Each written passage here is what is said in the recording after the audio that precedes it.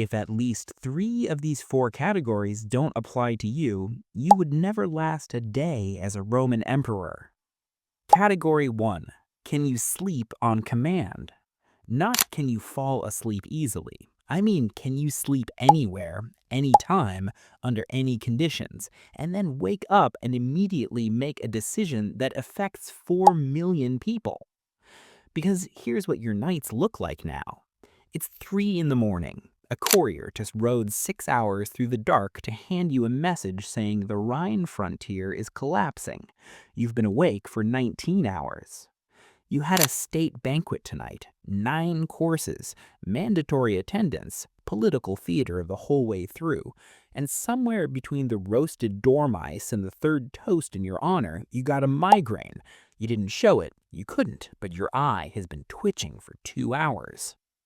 You never really get a full night, ever. Not because Rome has bad mattresses. They actually had decent ones. Stuffed wool, sometimes feathers if you were rich, and you are very rich.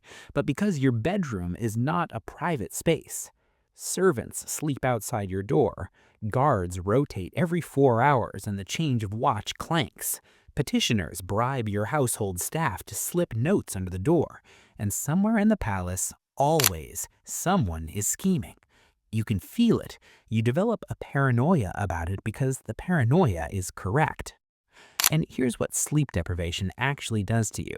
It makes you impulsive. Your emotional regulation goes first, then your ability to assess risk, then eventually your grip on what's real. You start seeing enemies where there are allies. You react instead of strategize, and in Rome, a reactive emperor is a dead emperor. Marcus Aurelius wrote his meditations during military campaigns. The man was essentially writing therapy notes while running an empire with a plague burning through it. And people call that inspiring. What it actually is a man desperately trying to hold himself together on no sleep. Could you do that? Or do you need 7 hours minimum in a quiet room? Give yourself the point honestly. We've got 3 more categories. Category 2. Can you eat something without trusting it? You have a food taster. His name is... Actually, you don't know his name. You've never asked. He eats everything before you do, and you watch his face while he chews. That is your entire food security system. And the thing that should terrify you is that poisoning in ancient Rome was a craft. People trained for it. There were poisons that worked immediately, sure, but those were amateur stuff. The sophisticated ones accumulated slowly, arsenic compounds that built up in your system over weeks, so that by the time you started showing symptoms, the person who ordered it was 3 dinners ago and completely untraceable. Your taster wouldn't catch that.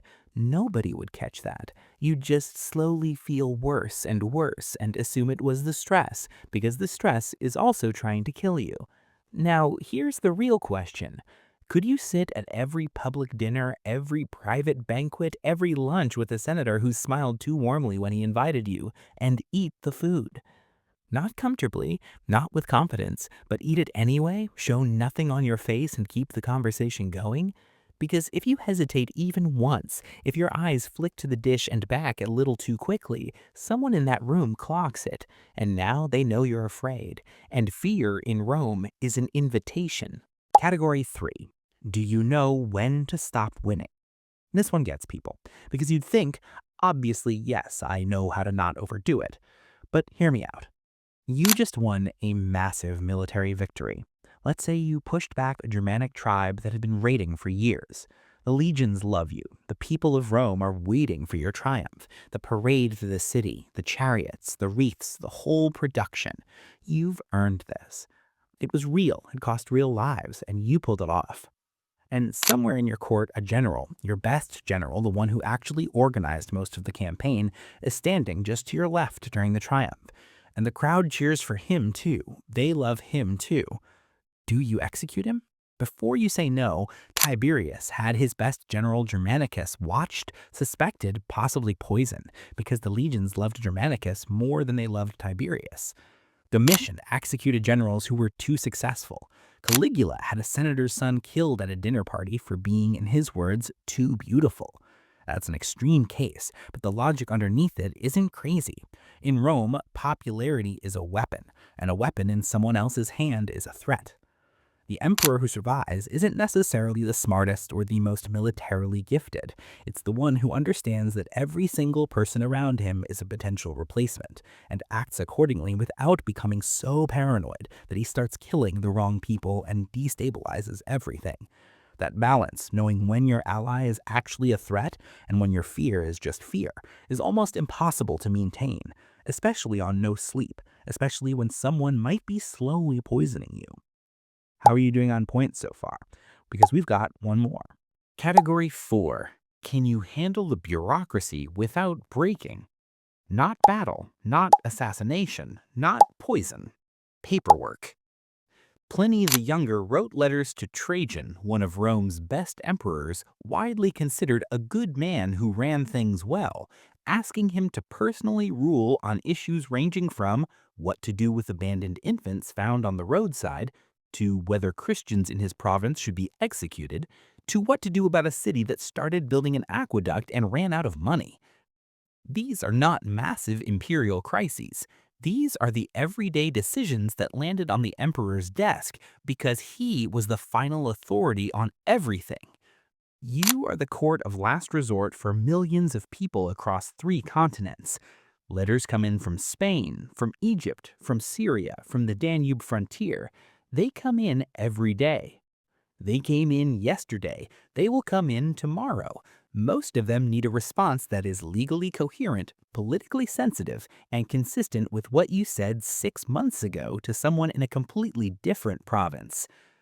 And you're doing this while managing the Senate, who technically have no power, but will absolutely undermine you if you disrespect them, while managing your own household, where your freedmen have quietly become more powerful than most senators, while managing the army, which is ultimately the only reason anyone listens to you at all.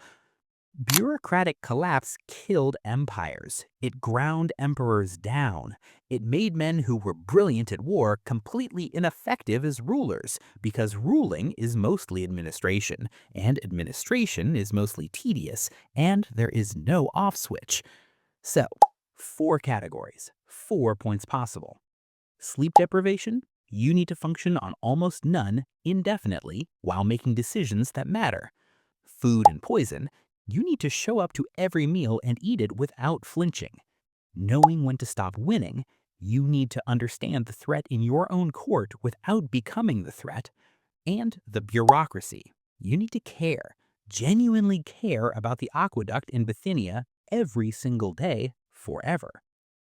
3 or more, you might have made it. Probably still die in a coup eventually, but you'd have had a decent run, maybe a few decades. Maybe they'd call you the good.